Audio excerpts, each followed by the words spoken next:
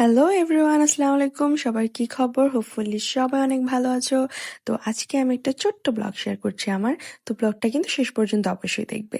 তো আজকে আমি চলে গিয়েছিলাম আমার ছোট বোন আর আমার বান্ধবীর সাথে দেখা করার জন্য। অনেকদিন দেখা হয় না, তো ভাবলাম যে একসাথে একটু লাঞ্চ করা যায়। তো আমরা লাঞ্চ করার জন্য চুজ করেছিলাম ফুড কার্নিভাল। এই ফুড কার্নিভাল একবার যাওয়া হয়েছিল ওপেনিং এর পর, তারপর আর যাওয়া হয়নি। তো আমরা খাবারের জন্য ওয়েট করছিলাম। তো ওরা আমার জন্য খাবার নিয়ে হাজির হয়ে গেছে। আরে বাহ, কি বলে, বাহ বাহ বাহ বাহ, আমাকে খাবার সার্ভ করতেছে দুই ওয়েটার।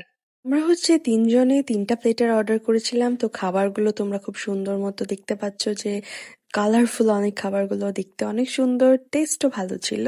তো তোমরা খাবারগুলো এখন একটু সুন্দর মতো দেখে নাও।